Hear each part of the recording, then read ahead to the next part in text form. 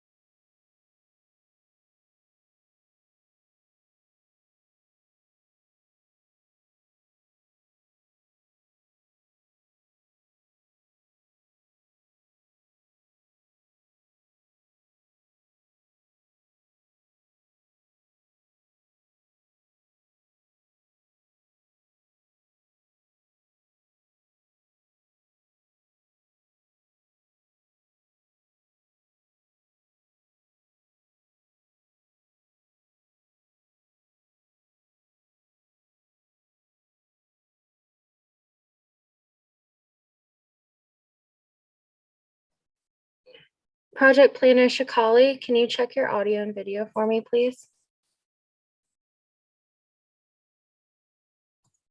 Good morning, Lonnie. Can you hear me?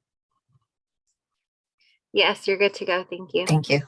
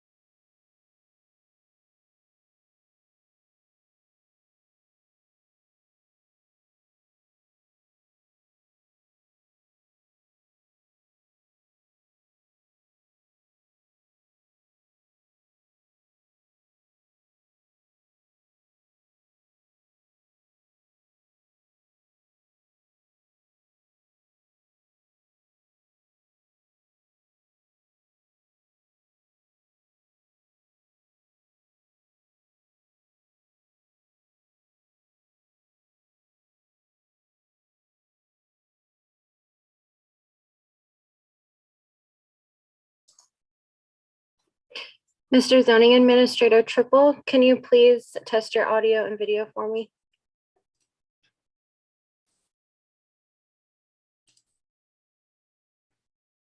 Hey, good morning, Lonnie. This is Andrew Triple. Can you hear me and see me? I can. Great, Good thank to you. see you.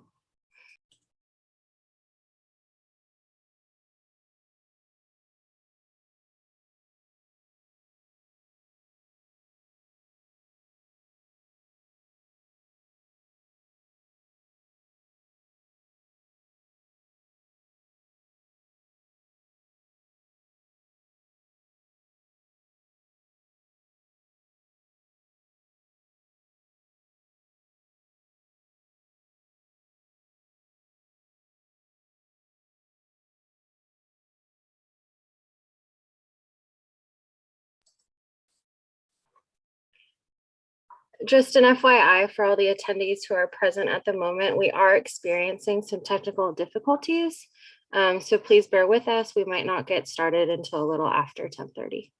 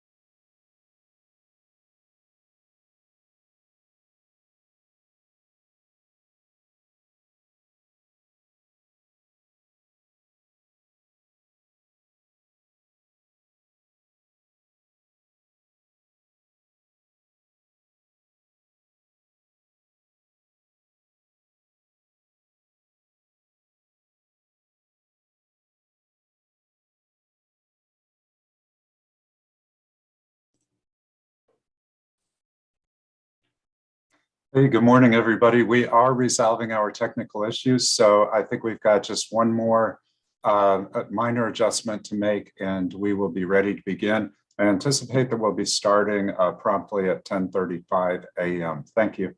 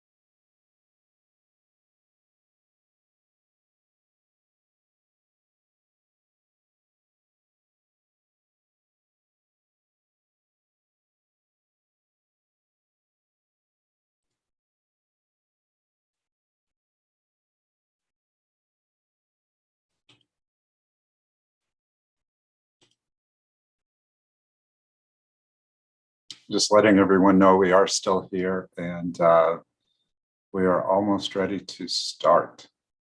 Thanks for your patience.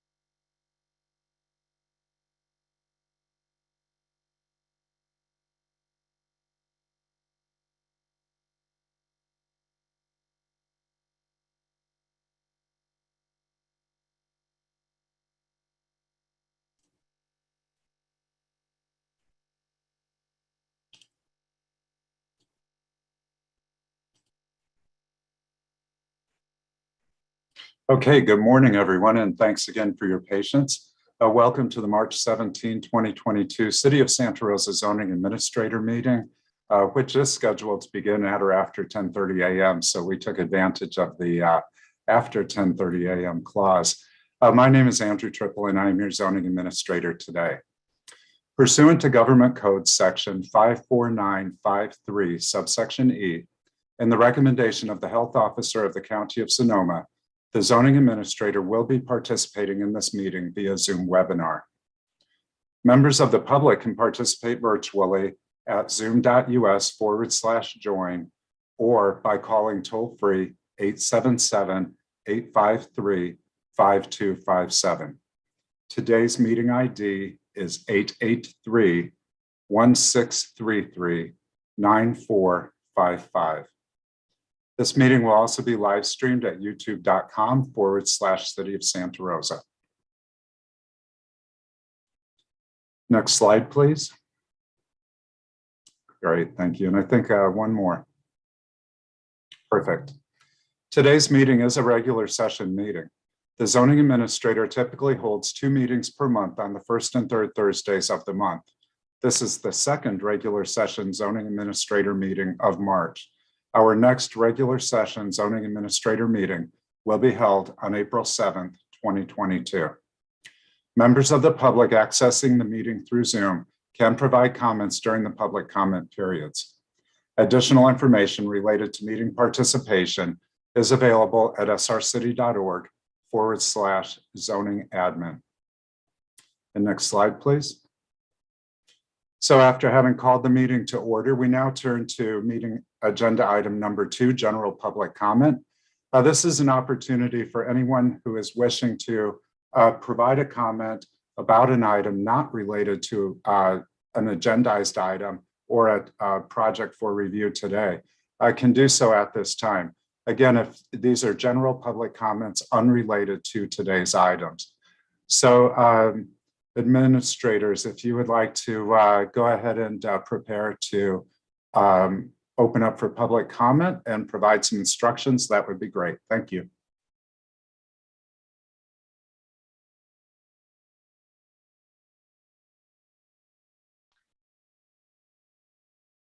If you would like to make a public comment, please raise your hand at this time.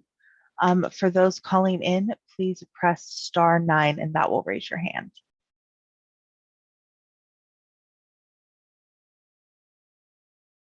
Okay, and zoning administrator Triple, I'm not seeing any hands raised at this time.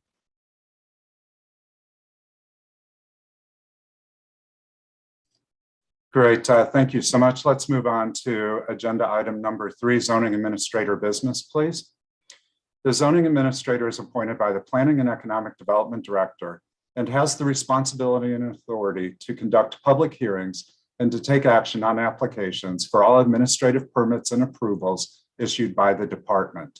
A determination or decision by the zoning administrator may be appealed to a higher review authority. There are no zoning administrator reports today, and so we'll go on to agenda item number 4, scheduled items. We have 4 meeting items today. For each item, I will ask the project planner for a staff presentation and an applicant presentation or comments. Following these presentations, I may ask clarifying questions of the project planner or applicant. I will then open the meeting for public comment about the item under review. Members of the public are invited to provide comment during this time about the project being reviewed. These comments should be limited to 3 minutes. After the public comment period is completed, I may ask additional questions of staff or applicant as part of my review. I will then issue a decision to approve, deny, or continue the project for further review. Today's decisions by the zoning administrator are appealable to the Planning Commission, Design Review Board, or Cultural Heritage Board as applicable, pursuant to Zoning Code Section 20-62.030. Appeals shall be submitted in writing and filed with the Planning Department on a city appeal application form within 10 calendar days after the date of the decision, which is the close of business on March 28th of this month. So with that in mind, we would like to move forward to scheduled meeting item 4.1. This meeting item is a public meeting to consider a residential fence minor conditional use permit for a backyard fence replacement project. The project is located at 5022 Boulder Lane, and a CEQA exemption is recommended for this project. The file number is CUP 21-074, and our project planner today is Senior Planner Kristen A. Tumians. Ms. Tumians, if you would like to go ahead and provide your staff presentation. Thank you. Thank you, Mr. Triple. I'd be happy to. So I'm filling in for Planner McKay, who is out of the office today. So this is the backyard fence minor conditional use permit CUP 21-074 located at 5022 Boulder. And the minor use permit request includes the construction of a backyard fence of various heights located in the rear and side setbacks. The proposal includes the construction of a 7-foot tall fence with a 1-foot lattice along the western property line, a 7-foot fence with a 3-foot lattice along the rear property line, and a 6-foot fence with a 1-foot lattice on top of a 2-foot retaining wall.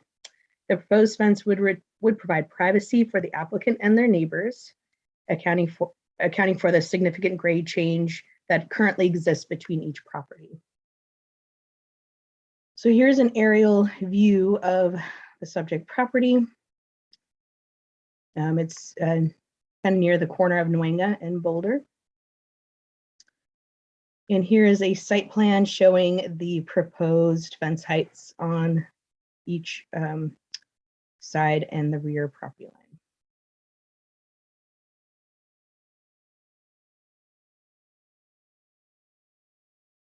So part of this request is to legalize some existing work that occurred without benefit of permit. I believe the work stopped while the applicant pursued this use permit. So you can see the fence with what should eventually be lattice on top.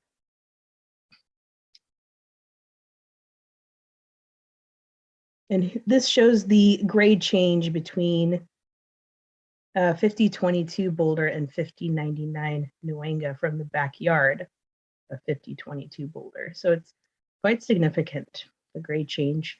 And I believe there is a natural slope going from a down slope going from the rear yard to the front.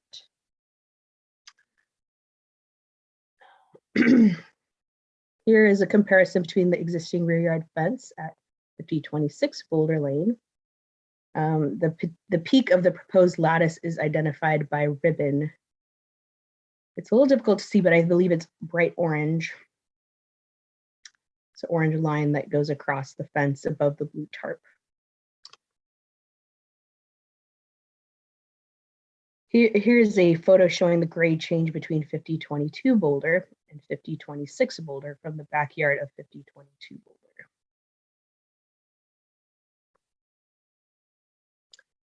Boulder. This slide indicates that there were no public comments. However, we did receive public comments after this presentation was published. There were objections from neighbors to the north and south, concerned with the total height of the fence, that the fence would create a fortress-like feel and would affect views of existing tree canopies. And I think the major concern is just how tall the fence would be once it's completed. There was one letter in support, and that was included in attachment. The proposed project has been reviewed in compliance with CEQA and satisfies the provisions of CEQA, and that the construction of a fence qualifies for a Class 32 exemption under Section 15303, and that the fence is a residential accessory structure. The Planning and Economic Development Department recommends that the zoning administrator by resolution approve the minor conditional use permit for the property located at 5022 Boulder Lane. The applicant is present. If you have any specific questions about the fence or the construction, and I'm available for any questions you may have also. Thank you. Great, thanks, Ms. Tumians. I do have several questions, I think, for you and then also for the applicant. The first question is, could you briefly describe the reason for a minor conditional use permit for the fence, additional fence height? Yeah. Yes, so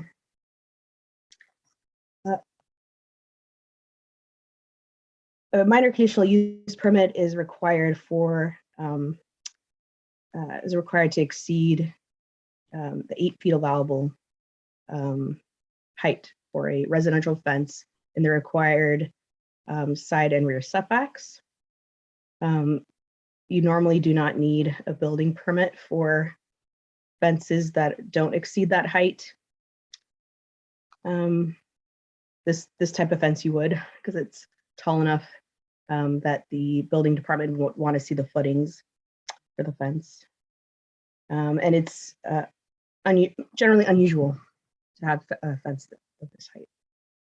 Great, thanks. So I think when we look at what's just referred to as fence A, we have a total fence height of 8 feet, 7 feet solid, and 1 foot of lattice, but the zoning code would only allow 6 feet of solid and 2 feet of lattice without this minor use permit, correct?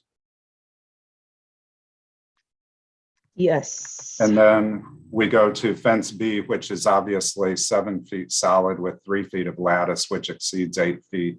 And then we go to fence C, which is located, it's a 7 foot tall fence, 6 solid, 1 foot of lattice, but on top of a 2 foot retaining wall for an effective total height of 9 feet then, correct?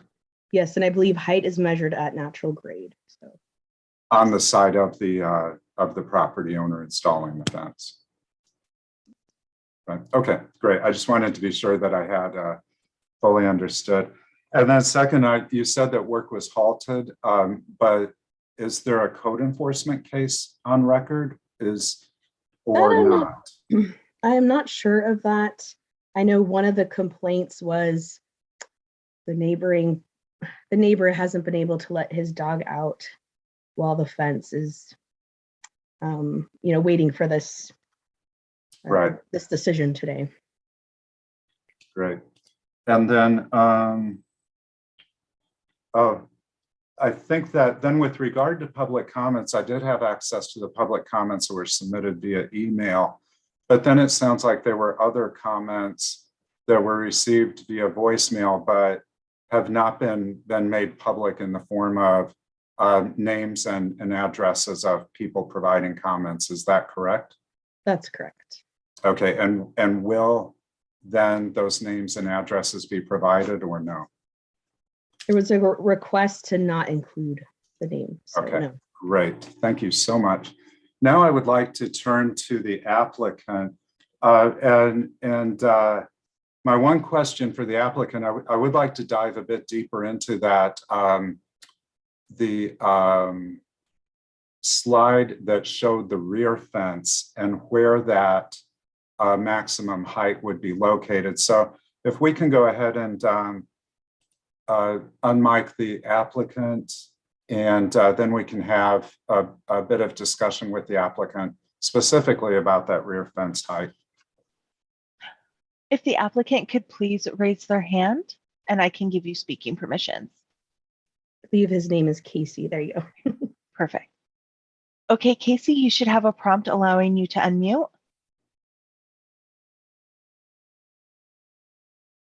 Hey, good morning, Mr. Molinari.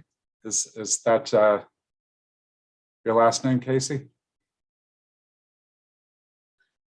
Hi, Casey. It looks like we are showing that you are unmuted, but we're unable to hear you.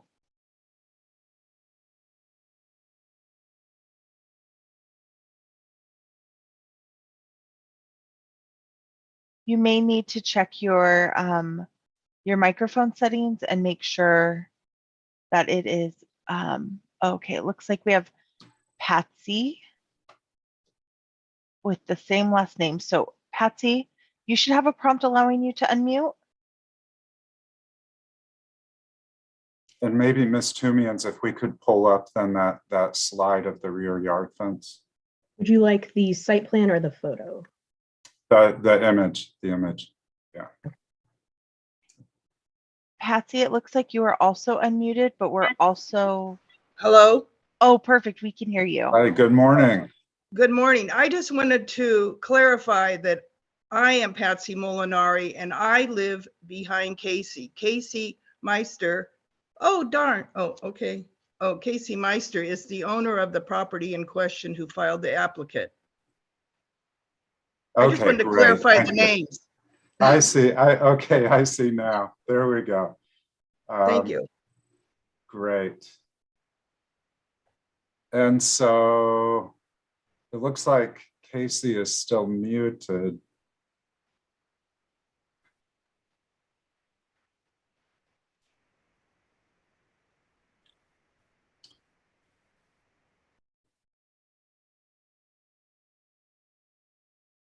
So which slide, when we showed the slide with the orange ribbon that appeared to be 1 foot above the solid portion, was that not the rear fence? Check. Oh, yes. Right. Yes. There's 2 slides for fence B, so yes. Okay, great. So then this comparison of existing rear yard fence at 5026 Boulder. So then if the fence that is the subject of this project is then presumably consists of the fence poles with the ribbon on them? I'm just think- trying to understand yeah. what that. So I think the posts are taller than what the fence will actually be. The ribbon is, I don't know, a couple of feet below the top of the post, it looks like. But this would be, that doesn't look like that's 7 feet solid plus 3 feet of lattice if the ribbon is the top of the fence. Perhaps the ribbon is the top of the solid portion of the fence. I think we really need the applicant to better understand. Yes. It looks like we do have a caller now. Casey, if that's you calling in, if you could lower your hand and then raise your hand again. Okay. Okay, perfect. Let me give, okay, you should be able to unmute the call now using *6.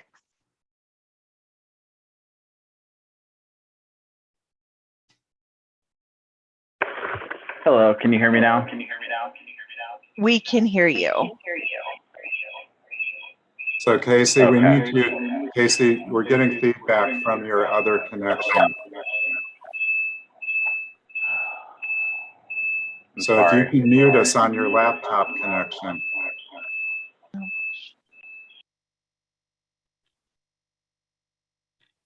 Better. How's that? Well. Are you still with us, Casey? Yes, I am. I think if you turn your volume down from the meeting a little bit, it should help the feedback.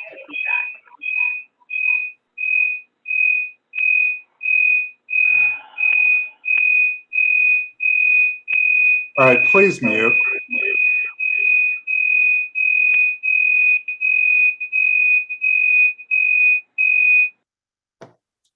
Thank you.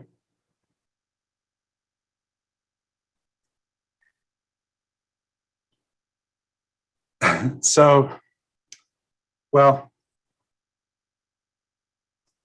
based upon the information that's provided, I'm not sure that I fully understand what is being proposed.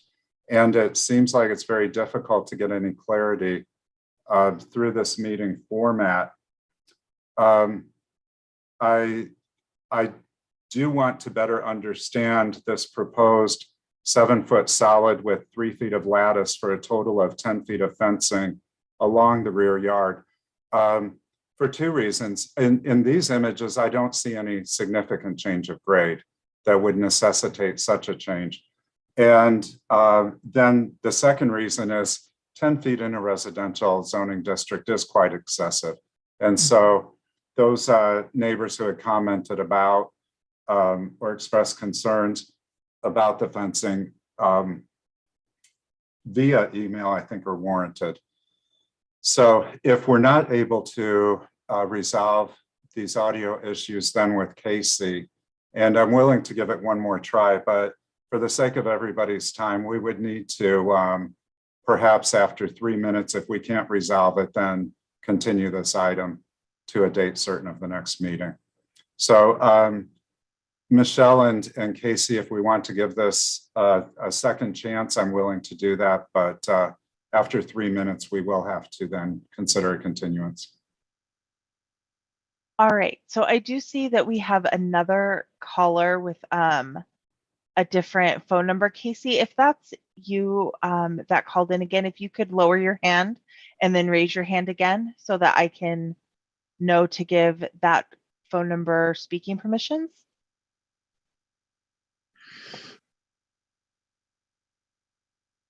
Okay, so it doesn't look like that is Casey.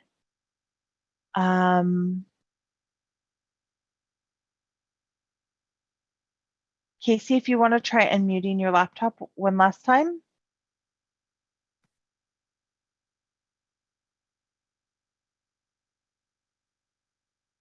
I've sent another prompt to you allowing you to unmute.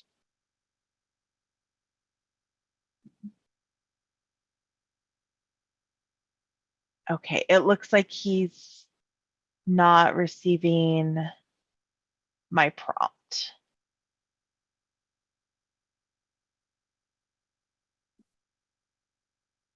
Okay. Okay, it looks like I see him connecting to audio.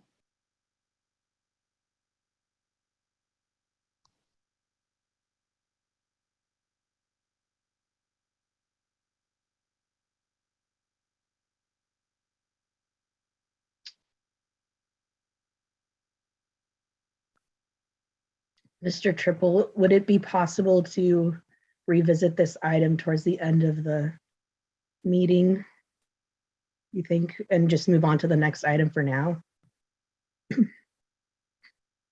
Right, I would like to, because I think if we can talk through this rear fence, we would be able to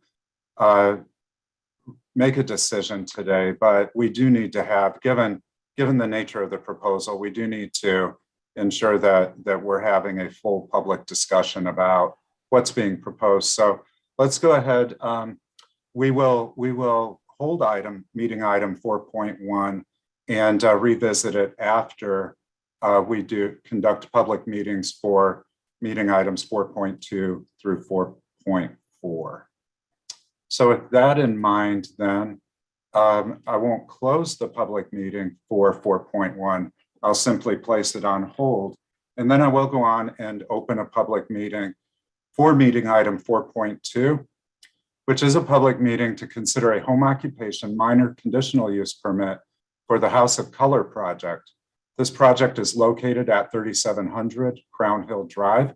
A CEQA exemption is recommended for this project, and the file number is CUP 22-002.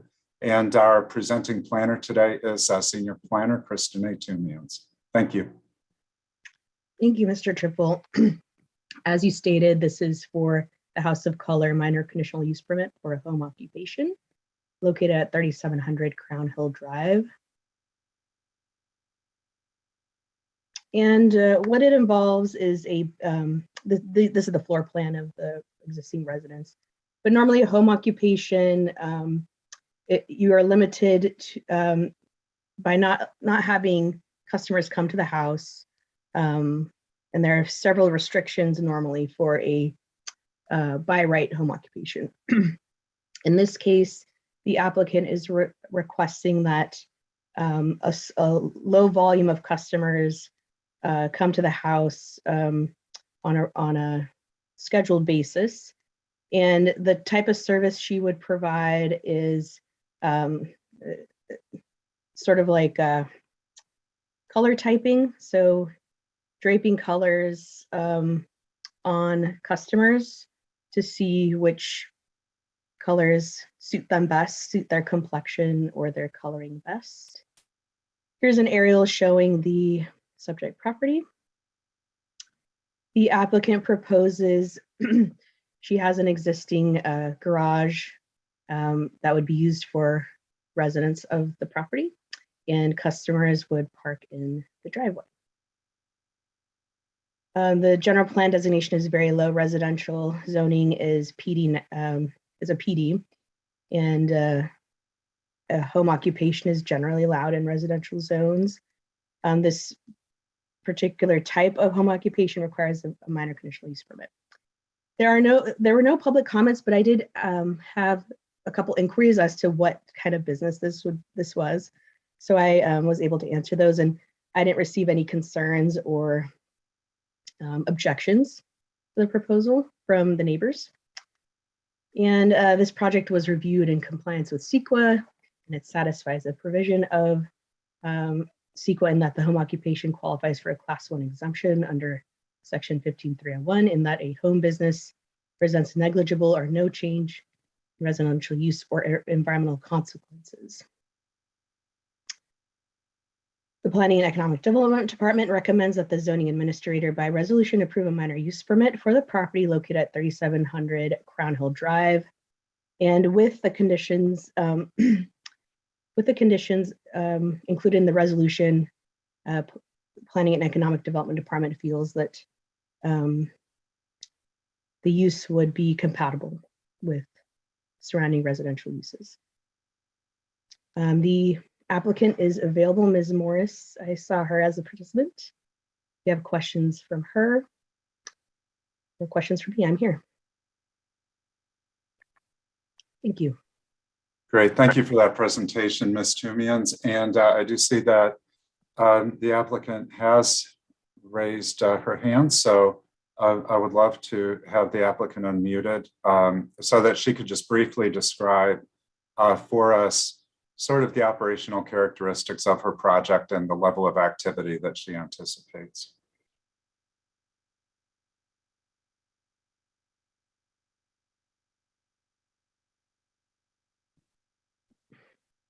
Okay, I am showing that the applicant is unmuted, but I am not seeing that we can hear her. Yeah, I don't know.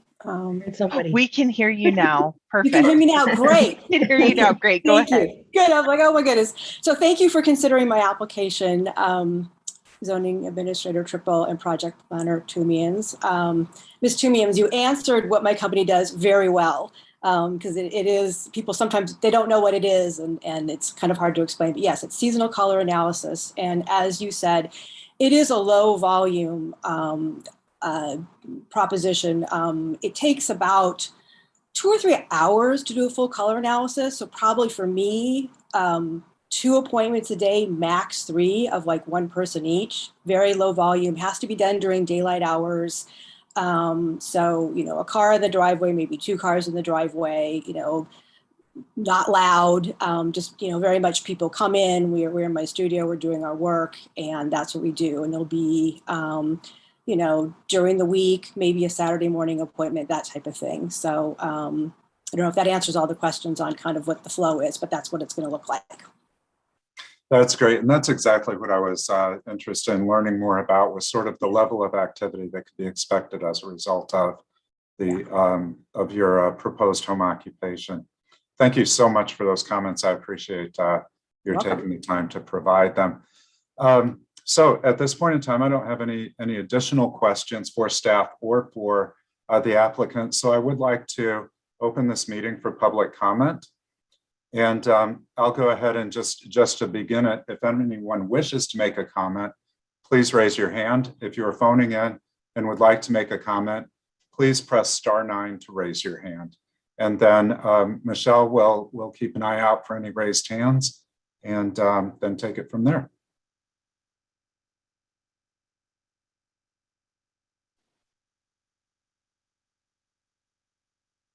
I do want to remind callers that if you would like to make a public comment, you can press *9 and that will raise your hand. Okay. It looks like we have no hands raised at this time. Okay, great. Thanks so much. So I will close public comment and bring it back for a bit of discussion and a decision. So certainly the zoning code does provide provisions for home occupations and recognizes that they do generate economic activity, not just for the homeowner, but also for the city, especially in providing services. So in that spirit, we do differentiate between home occupations that do not have visits to the residents versus those that do. So Ms. Morris, I just wanted to clarify that and for you and for any members of the public to understand why in your particular case, we are bringing you forward with this minor conditional use permit review today. It is because you are proposing that your clients would visit your house. And so it was in that spirit then that I wanted to better understand what sort of level of activity that you might anticipate as a result of your successful business endeavor. I do note during my review of the project application that Crown Hill Drive is largely a residential drive, and in particular, your residence is located in a predominantly residential area, as well as the fact that it does appear that you do have a private drive that extends and provides access to some property owners who live off of Crown Hill Drive behind your residence. So I was very conscious and curious if we would have any public comments expressing concerns about levels of activity. And we didn't receive any public comments. I think Ms. Tumian's indicated that she had responded to some inquiries, but no formal comments were made. And so with that in mind, I do feel confident that the level of activity is going to be managed well by Ms. Morris, that she is conscious about the importance of ensuring that the level of activity does not rise to a level that would be uncharacteristic for a residential neighborhood, and that there's no anticipated potential for negative impacts as a result of this home occupation. And so with regard to the findings contained in the resolution, that being a resolution of the zoning administrator of the city of Santa Rosa approving a minor conditional use permit for a home occupation for House of Color for the property located at 3700 Crown Hill Drive in Santa Rosa, APN 173-430-048, file number CUP 22-002. I do find that I am able to make all of the findings to approve this project, including the finding that the project has been reviewed in compliance with the California Environmental Quality Act and qualifies for a Class 1 exemption under Section 15301. Additionally, I do want to note for the applicant that this resolution does contain conditions of approval and that you must comply with all of the conditions of approval to remain in compliance with regulations for home occupation activities in the city of Santa Rosa. Therefore, my review is complete, and this minor use permit is hereby approved on March 17, 2022, for the duration of the home occupation use, provided that the aforementioned conditions are complied with and that the use commences within 2 years from the date of approval. Ms. Morris, also please be advised that this approval is subject to a 10-day appeal period, and therefore you would not be able to commence implementation of the approved use until after that 10-day appeal period has expired. And with that, I will close the public meeting for meeting item 4.2. For all members of the public in participation, as well as for staff, given some of the technical issues that we had, it has been a trying morning for staff. And so we are going to take a brief break, 3 to 5 minutes, so that we can regroup and be prepared for our next 2 meeting items. So please plan to return in about 3 minutes, and then we will get started with our remaining meeting items. Thank you.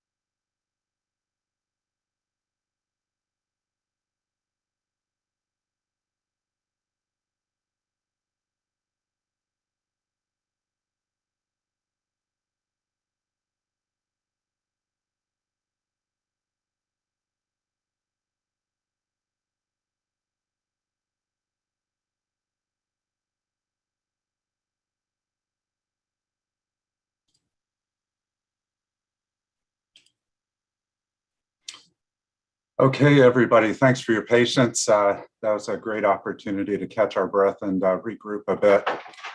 If staff is ready, we will go ahead and begin with meeting item 4.3, and it does appear that staff is ready, so let's move ahead. Meeting item 4.3 is a public meeting to consider a minor conditional use permit for the Sonoma Federal Credit Union project. This project is located at 917 College Avenue. A CEQA exemption is recommended for this project, and the file number is CUP 22-004. The project planner is Monet Shikali. And Ms. Shikali, we are ready for your staff presentation when you are. Thank you. Okay, there you go. I'm sharing my screen. Thank you, Mr. Triple. I'm going to present the project. As you mentioned, this is a minor conditional use permit for the property at 917 College Avenue.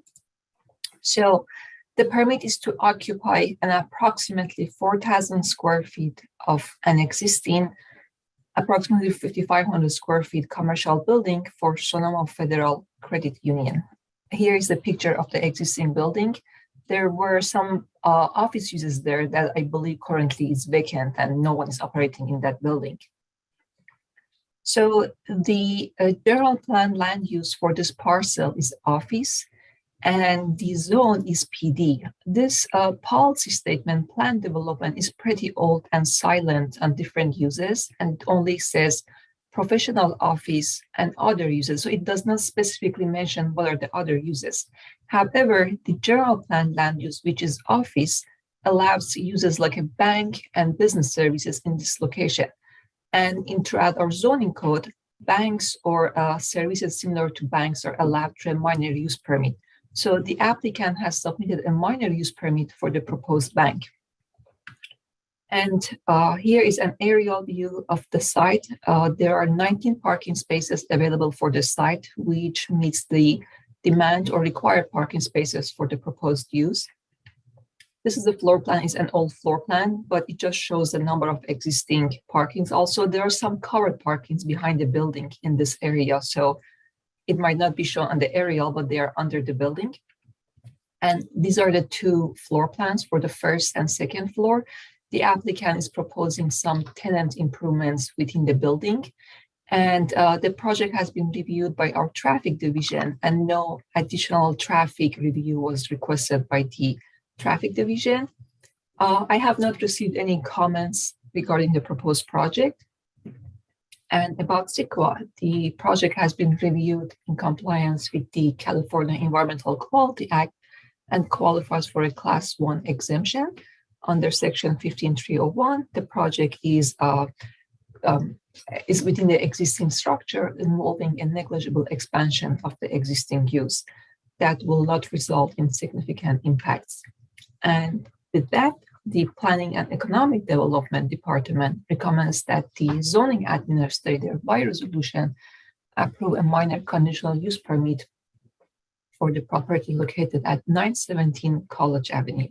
The applicant is Julie Hunter. She's also available to answer if there are any questions and can give more detail of the proposed use and what a federal bank, Sonoma Federal Bank does exactly. And that was my presentation. Thank you.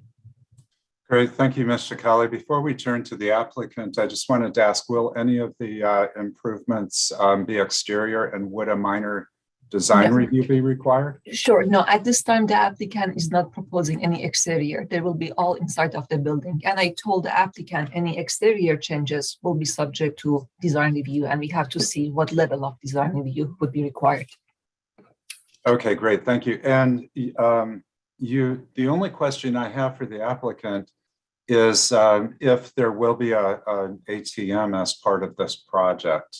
I can answer that question also. I asked the applicant, they mentioned that at this time they are not proposing any ATM, but in the future they might propose that. But right now there's no ATM. Okay, and if they were to seek to install an ATM in the future, then would they need to come back for a I believe it's a minor design. permit? I think it's a minor design review also. Okay, great. Yeah.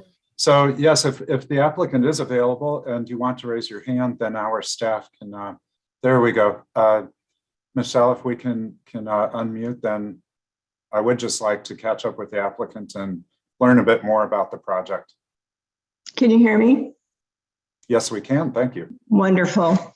Great. Good morning, Zoning Administrator Triple, and good morning, Senior Planner Shikali. Thank you for all of your efforts on our behalf.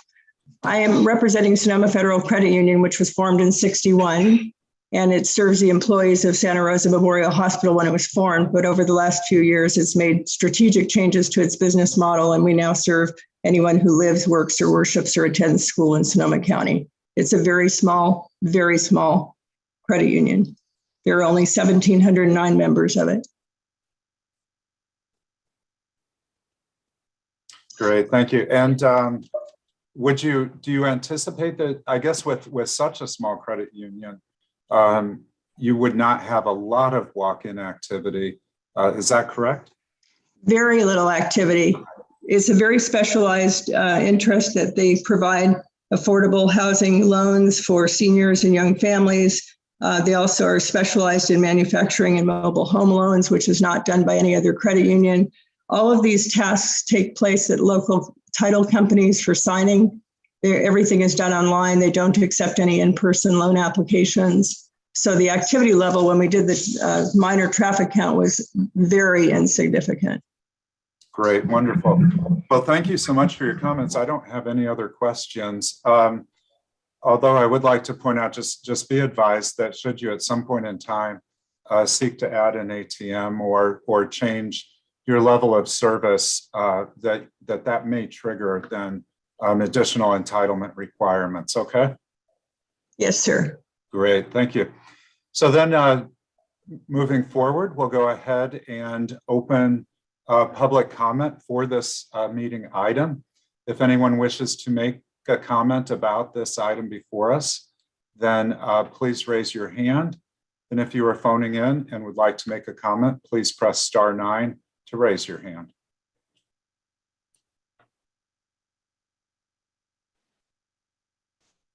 Okay, it looks like we do have a public comment. Kerrigan, you should have a prompt allowing you to unmute. Thank you. Can you hear me? We can hear you. Go ahead. Thanks so much for the opportunity. First of all, my family owns the property at 929 College Avenue, as well as the two other buildings on that parcel, which is 601 and 603 King Street, as well as 615 King Street around the corner.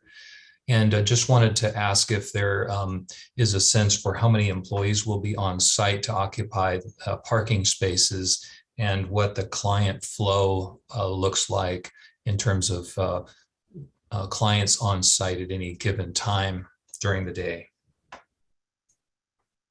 That's a great question. Thank you. And Ms. Hunter, if you would like to respond to his question, we would appreciate it.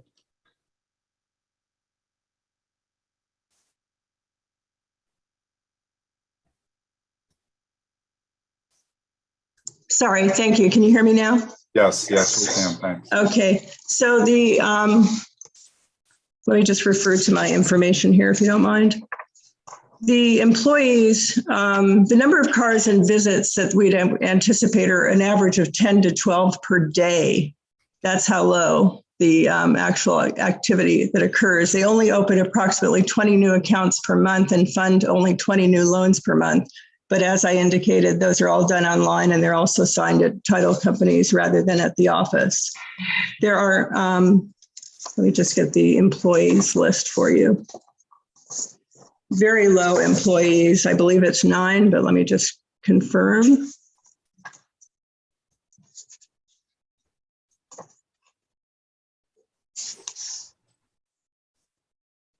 Eight total employees, one of which is actually less than 3 hours a week, or only 3 hours a week.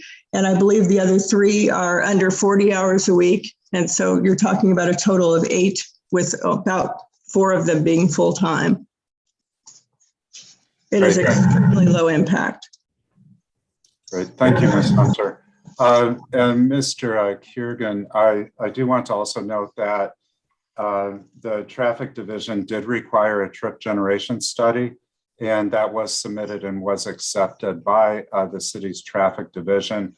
The employee count that Ms. Hunter provided here a moment ago is consistent with what was analyzed as part of that trip generation study. Thank you, Mr. Triple. One more comment, if I could. Sure. We would be primarily concerned with just any parking generated onto the street. We have tenants that park on the street there on College Avenue, and would want to just verify that there are provisions for employees to park within the parking area provided, as opposed to pushing employee parking out onto the street. Is there any comment on that? Ms. Colley, can you remind us of the number of parking spaces available on site? Sure. 19 parking spaces are available on the site. And the proposed use would require for 4,000 square foot, 250 per space requirement parking, I believe 16. So 16 parking is required while 19 parking spaces are provided. So the proposed use meets the required parking spaces. And might I add, zoning administrator Triple, that the actual current use before it was vacated in anticipation of the sale was actually more use, more employees, more traffic. We are actually reducing the overall impact of the building at this time. Great, thank you, Ms. Hunter. So Mr. Kiergan, in response to your question, typically what we would look at is if the project can respond to the minimum parking requirement by providing on-site parking as required by the zoning code. As Ms. Shikali noted, this project does provide more than the minimum required parking for on-site parking for the proposed land use. Additionally, we do not restrict on-street parking, that is public parking. And so it's publicly available to anyone who should choose to use it, whether it's your tenants or people working or visiting the proposed bank. So with that in mind, I do find that the parking is sufficient, is adequate. If you would like to approach Ms. Hunter and suggest that, the proposed bank does invite employees or ask employees to use parking on site, then that would be well within your right to do so as you work to establish a relationship with Sonoma Federal Credit Union. Does that help?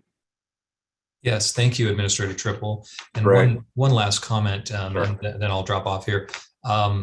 In regard to the occupation of the facility, is Sonoma Credit Union going to occupy the entire building, or is it likely that additional tenants will be moving in the future? Great. So Ms. Hunter, if you could respond to that, please. I do believe that you're proposing to occupy about 4,000 square feet of a approximately 5,500 square foot building. Right. It has been undetermined at this time, but we're of the understanding that should we decide to rent to any other party, that would also be subject to a use permit for those people. I don't know that it would be, I don't know what it's called, but Senior Planner Shikali can help me with this, but it would be applied for the use that they have intended for that remaining space. Great, thank you. And yes, I think it would be a two-step process. The first step would be, well, there would be two parts to rental of the space. First, you would have to create that space. So right now, I believe that we've got just one unit in the building, if you wish, that's 917 College. So to rent out the remainder portion, you would have to create a separate suite. And then that separate suite would be subject to the allowable land use and those requirements in the zoning code, much as we've done here. So I wouldn't want to give the mistaken impression that a minor use permit would necessarily be required, but it would be subject to land use requirements, permit requirements, as well as the parking requirements of the zoning code. That is our understanding, sir. Great. Awesome, thank you. So Mr. Kiergan, does that help answer your last question? It does. Thank you, Administrator Triple, for the opportunity to address this group, and welcome to the neighborhood, Sonoma Credit. We look forward to being a good neighbor with you. Thank you, as do we. We appreciate it. All right. Okay, so seeing no other hands raised, we will go ahead and close public comment for meeting item 4.3. So before the zoning administrator is a resolution of the City of Santa Rosa approving a minor conditional use permit for the operation of a bank financial services land use for Sonoma Federal Credit Union for the property located at 917 College Avenue in Santa Rosa, APN 180-790-050, file number CUP 22-004. After reviewing the resolution and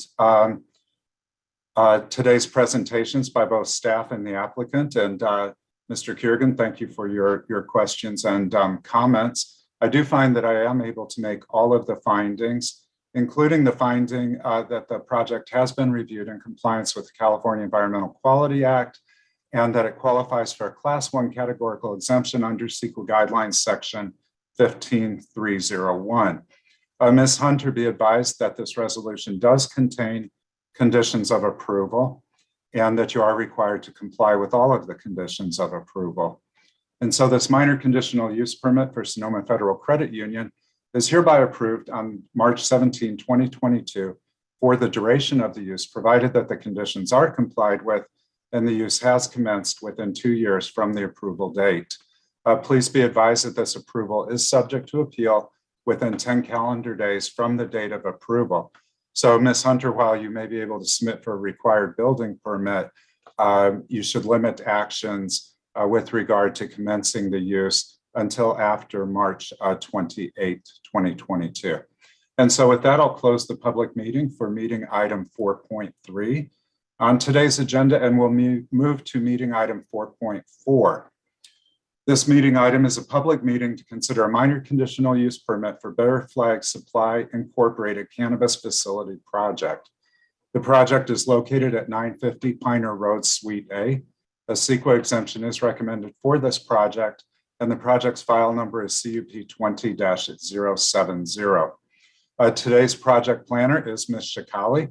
And so Ms. Shikali, when you are ready, we invite you to give us your staff presentation.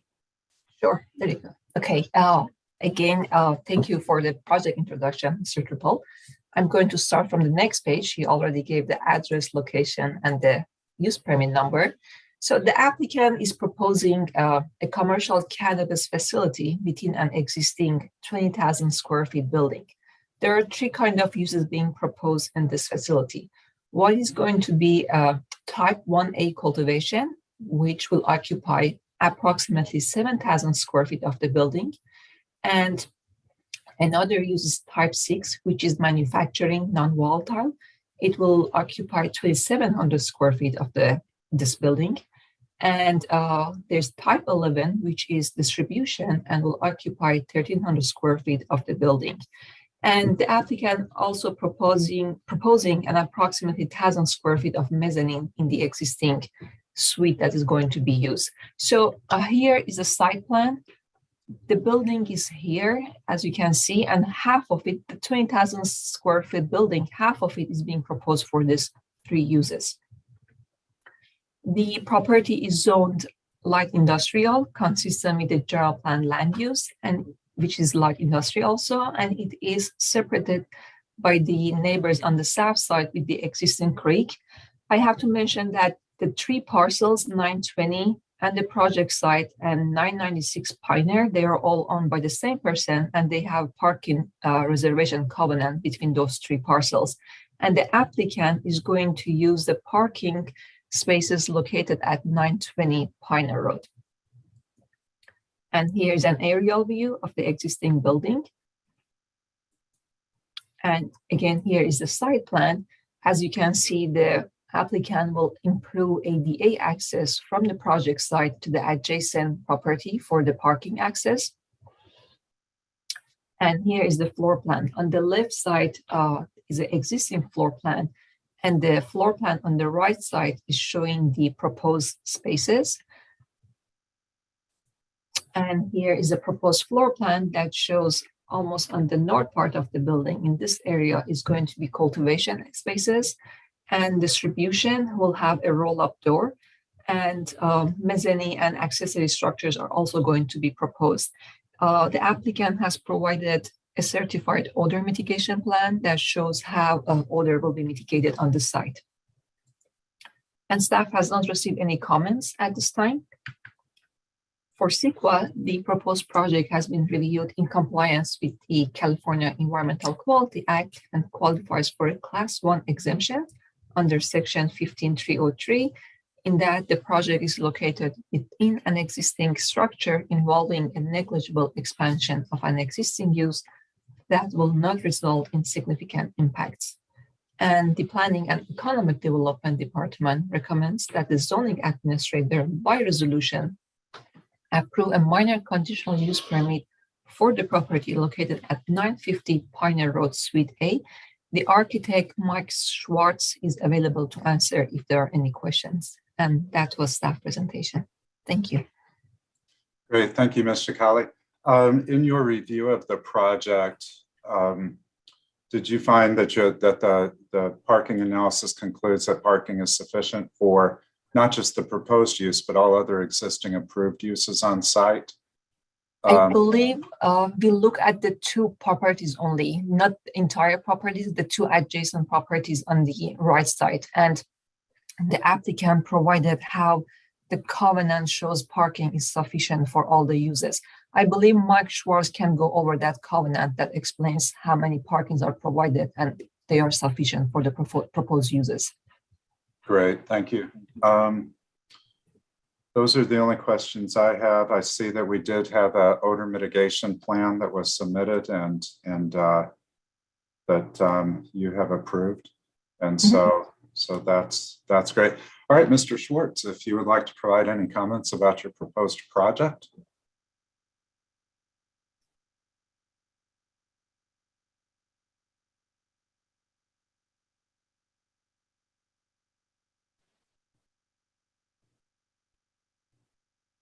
And it does look like you're on mic, Mr. Schwartz.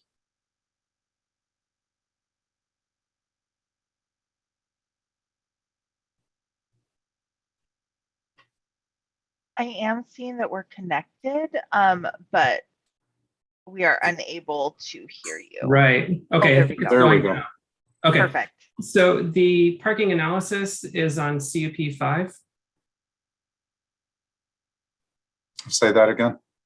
The parking analysis is on sheet CUP 5, which is actually page 5 as well. Of the plan set? Yes. Oh, okay, great. Thanks for that. I was looking for it in the project description. Right. Sure. And then I do note that a majority of the use of the 10,000 square feet is for distribution and for specialty cultivation, which are both of those have low parking demands associated with them. Right. And the other uses in those two parcels or in the adjacent parcels tend to be industrial warehouse. There's an existing retail and warehouse use in the western portion of 930 Pioneer, but that's going to be converting to cannabis as well. Okay, great. And to your knowledge, the property owner is aware that any future uses would be required to comply with minimum parking requirements, and that would be based upon the mix of uses that are approved for the site. Is that correct? Yes, that's correct. And I don't foresee any problems there with the uses that have been talked about. Great. Well, I know that you're very familiar with this site, so and the application is thorough. So I do appreciate that. Do you have any comments? Any other aspects of the project that we should know about? I don't believe so. I believe it's all been pretty well presented. Great, thank you. Okay, I don't have any more questions for staff or the applicant. I will now open meeting item 4.4 for public comment. So anyone wishing to make a comment, please raise your hand. If you are calling in by phone, press *9 to raise your hand. Okay, it looks like we do have a public comment. Carrie, you should have a prompt allowing you to unmute. Can you hear me? We can hear you. Go ahead.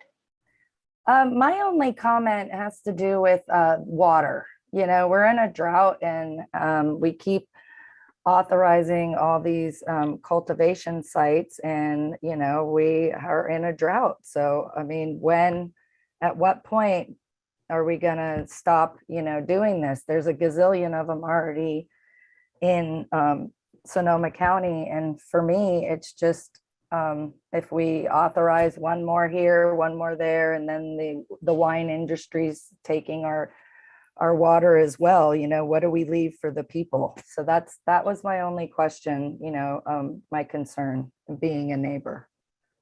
Great, Carrie. Thank you. Sure. Thank you so much for your comment. That's a meaningful comment and an important one. I can speak generally for cannabis cultivation uses. My experience in having reviewed a variety of cannabis cultivation uses is that they do recycle and reutilize to some degree 100% of water as part of the cultivation process. The reason for this is from the business model perspective is because of the cost of water. They do engage in some of the most efficient water usage of our industrial uses. So that is something to keep in mind, that the cannabis cultivation industry is an efficient water user. But then also I do want to turn to Mr. Schwartz to comment. Mr. Schwartz, if you have knowledge of how this project would go about water usage and any efficiencies that might be built into the project. Yes, so I think that you're right. Basically, it's almost a closed system for indoor cultivation, and they do reclaim almost all their water and reuse it, including condensation from HVAC systems. Okay, great. Thank you. Does that help, Carrie? Yes, thank you. Okay, great. And I also know that the city's water division, or water department rather, has some quite useful resources online. So I do encourage you to check them out at srcity.org. They are required to analyze water usage and water supply on a regular basis. So that can be a very helpful resource. Okay, seeing no other hands raised, I will go ahead and close public comment for meeting item 4.4 and bring it back for consideration by the zoning administrator. I do appreciate the thoroughness of the application, as well as the proposed land uses, which are consistent with the light industrial zoning district. And I appreciate staff's presentation, which was thorough in summarizing the proposed project, as well as for Mr. Schwartz, additional information provided. And so with that, I have a resolution before me, the resolution of the zoning administrator of the city of Santa Rosa approving a minor conditional use permit to allow commercial cannabis cultivation up to 5,000 square feet, manufacturing level 1 non-volatile, and distribution for the property located at 950 Pioneer Road, Suite A in Santa Rosa, APN 015-680-020, file number CUP 20-070. And for the benefit of the public as well as the applicant, I will note that the resolution itself specifies that the cultivation would be limited to 6,927 square feet.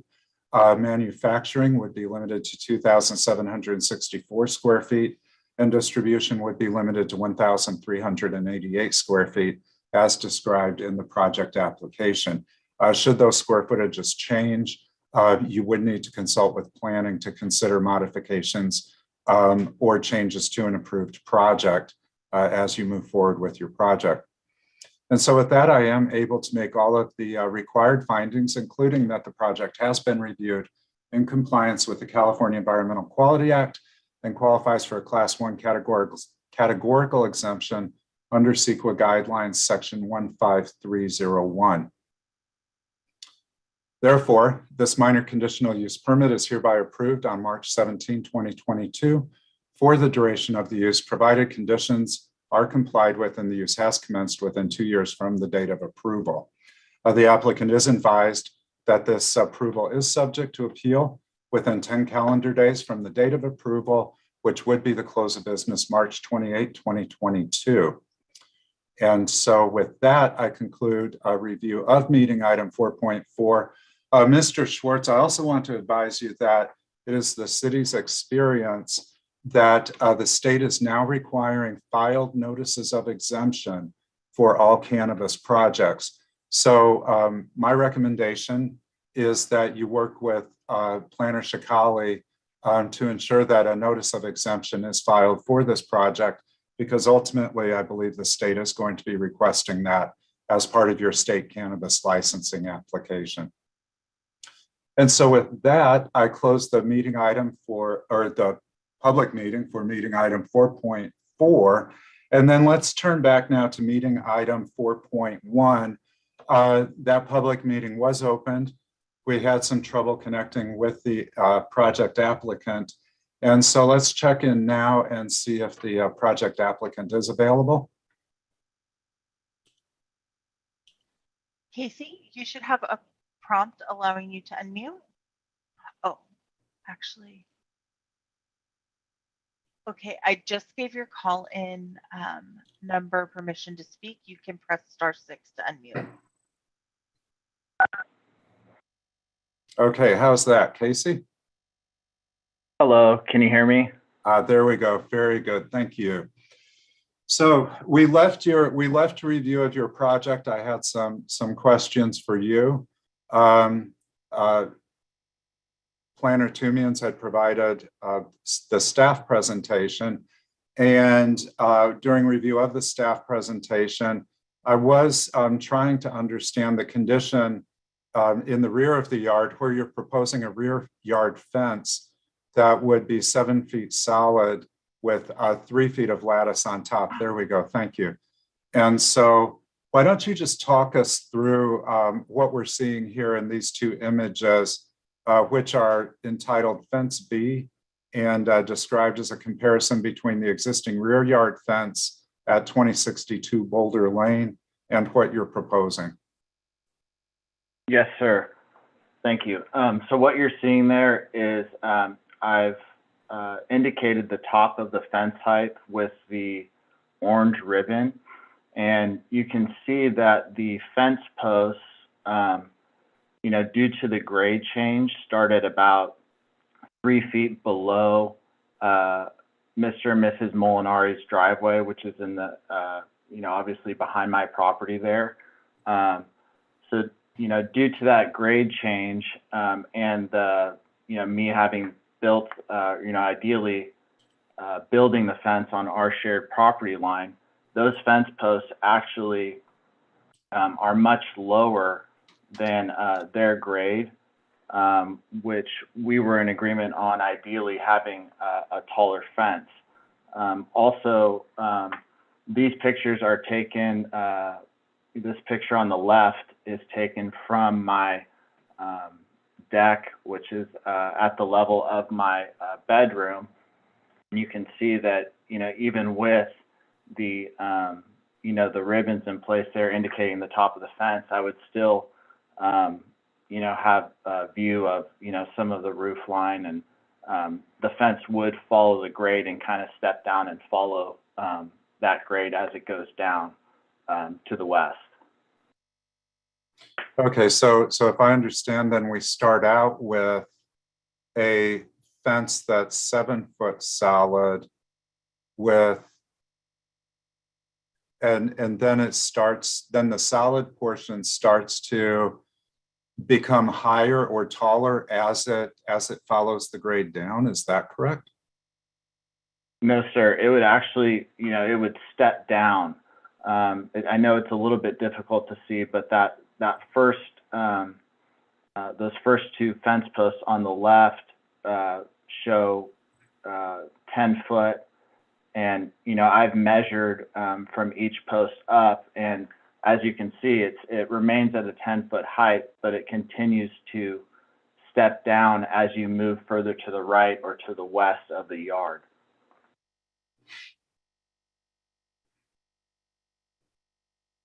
Okay. So we've got a condition where where your neighbor to the rear, which is at 5099, what would that be, Nuanga, right? Because they come in off of Nuanga. And so they are sitting higher than you. Yes, sir. And so it's dropping down into your yard, but then when you're on your deck on the rear of your house, then you're kind of coming up above that, where you're slightly on top of ultimately of their elevation then. Correct. And actually the kitchen is a little bit higher. I'm not sure if that was included, but the view from the kitchen is actually, you know, almost at the level of, if you were to draw a straight line from the kitchen to the neighbor's driveway, it's pretty close to the same level due to the elevation. So yes, I'm elevated from my perspective as well, in addition to their driveway being elevated from the perspective of the backyard there. Okay, great. Ms. Tumians, I see that you came into visual. Did you have some comments? Just that the previous slide kind of shows the grade change. Yeah. And that's a 7-foot ladder, just for reference. Right. That I have there, that yellow ladder. It's harder to see this from this image, but Okay, now I see. You kind of see the rocks.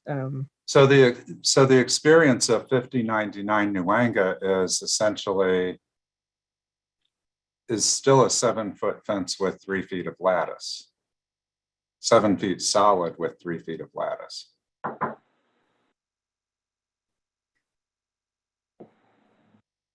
If we were in the neighbor's yard on the other side of fence, what are they experiencing?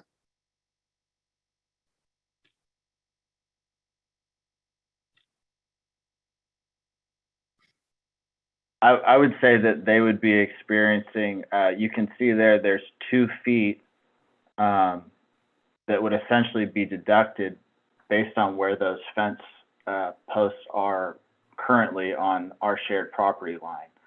So it would essentially, from their perspective, be an 8-foot fence if you were standing on their driveway.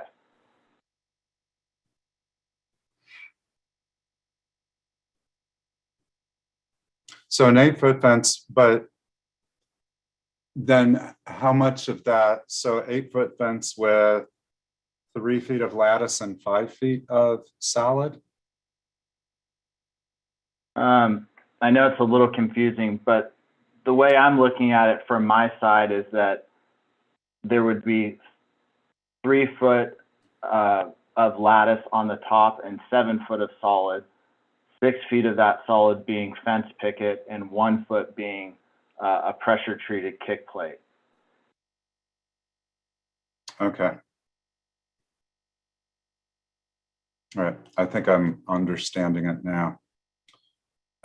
Let's go on. Great, thank you for that, both Ms. Tumians and Casey. Let's go ahead then and open public comment for this meeting item. And if anyone wishes to make a comment, please raise your hand. If you're phoning in and would like to make a comment, please press *9 to raise your hand. Okay, and it looks like we have one hand, Aaron. Aaron, you should have a prompt allowing you to unmute. Can you hear me? We can, go ahead. Wonderful, thanks for giving me the opportunity. Our objection to the 10-foot high fence is we feel it will give us a like backing on a warehouse. It is a big towering fence above our traditional sized fence, and it's going to block, it's just going to make us feel very closed in. And Aaron, are you located at 5099 Nuanga? I'm sorry, we are at 5026 Boulder. We're the north neighbor. Okay.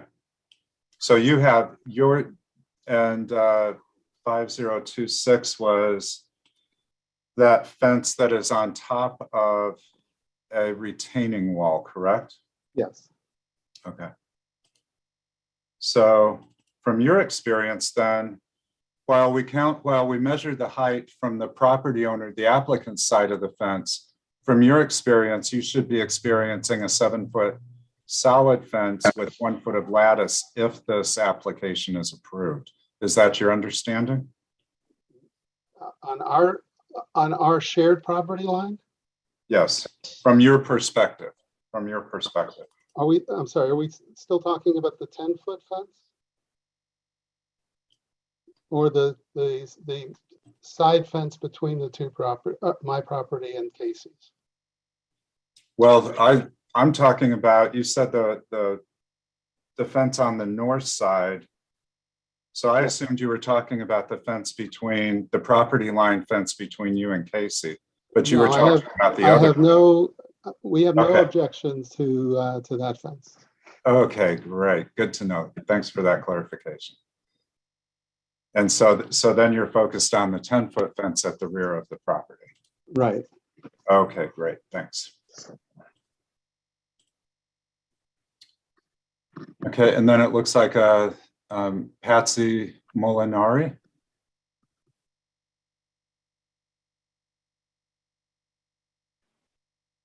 Patsy, you should have a prompt allowing you to unmute. Can you hear us now? Yes, we can. Okay. Yeah, this is Dave, Patsy's husband. I just wanted to explain from looking at it from our angle, where our driveway area and about 20, that would be the 20 eastern feet of the Casey's fence. We are about 3 or 4 feet above grade there compared to the grade down lower. So that a 10-foot fence would appear to be like a 6 or 7 foot fence there from our driveway. It would appear to be a 10-foot fence if we go down to the lower area. Great, thank you for that. I appreciate that comment. Did you have any other comments about how you feel you might be impacted by the proposed fence? No, we're in favor of the proposed fence. Okay, great, thank you. You're welcome. Okay, do we have any other comments? That looks like all of our public comments. Okay, great. Then I'll close public comment for this meeting item, bring it back for a bit of discussion. I understand the condition and the goals that Casey as property owner that you're trying to achieve. And I find that fence A and fence C, which would be on the north and south sides of the property, are adequate and are reasonable, would provide you with the privacy that you want, as well as from a visual perspective from other residents in the neighborhood, property owners in the neighborhood, would also find that that's kind of in the norm, if we will. That's what you would typically expect to see. I am concerned about fence B being 7 feet tall with 3 feet of lattice on top of it. And so, Casey, I do want to see how we might be able to reduce that 3 feet of lattice, what you might be more comfortable with, because we do need to work on the design of that rear yard fence. Okay. So you've got your 1 foot kick plate, you've got 6 feet of solid fence. And then if we were to do, what about if we did 1.5 feet of lattice? Yes, if that would be acceptable, I'd be willing to compromise on that. Obviously, ideally, I came here with the goal for 3, but if 1.5 would be acceptable to you, I think that would be fine. Great. And I think I do see that as being a fence is a bit different when we think about the material and such. It's a very hard structure. And so I do think that you could also gain some benefit of privacy through some landscaping and such.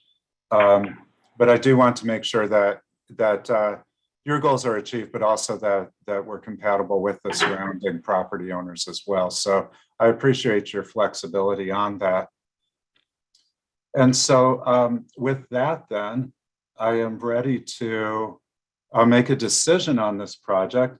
I'll go through the decision, and then we can, as part of the process, I will direct Senior Planner Tumians to add a condition of approval to the resolution regarding the fence height for what we will refer to as fence B. So the resolution before the zoning administrator of the city of Santa Rosa is to approve a residential fence minor conditional use permit to allow construction of backyard fencing of various heights located in the required rear and side yard setbacks located at 5022 Boulder Lane in Santa Rosa, APN 013-292-005, file number CUP 21-00 rather. And so I have reviewed all of the findings, and in addition to the finding requiring that the project has been reviewed in compliance with the California Environmental Quality Act and qualifies for a Class 3 exemption under Section 15303 subsection E, in that the fence is construction of an accessory structure. I also find that I am, with the modification to the proposed fence, able to make the additional fence height findings for approval of a minor conditional use permit. And so we do have some conditions of approval that the applicant is advised that he must comply with. In addition to that, there will be, I'll ask Ms. Tumians to add a condition of approval that the maximum height of fence B would be 8.5 feet, consisting of a 7-foot solid fence and 1.5 feet of lattice. And so that should be a modification to the resolution that would affect then the description of the project in the resolution. However, then I will be prepared to approve a resolution to allow construction of a 7-foot fence with 1 foot of lattice along the western property line, a 7-foot fence with 1.5 feet of lattice along the rear property line, and a 6-foot fence with 1 foot of lattice on top of a 2-foot retaining wall. I believe that's running along the north property line. And that is hereby approved on March 17, 2022 for the duration of the use, provided that the conditions are complied with and that this approval is implemented within 2 years from the date of approval. And the applicant is advised that this approval is subject to an appeal within 10 calendar days from today's date. The close of the appeal period is the close of business on March 28, 2022. And so with that, that does conclude meeting item 4.4. I will close public meetings then, and we'll move on to agenda item 5, which is adjournment. Seeing no other business before the zoning administrator, this meeting is adjourned. Applicants, thank you for your patience today, and staff, thank you so much for your support. It was in the end, a well-run meeting because of the work that you did early on. Thank you, everyone, and enjoy the rest of your day.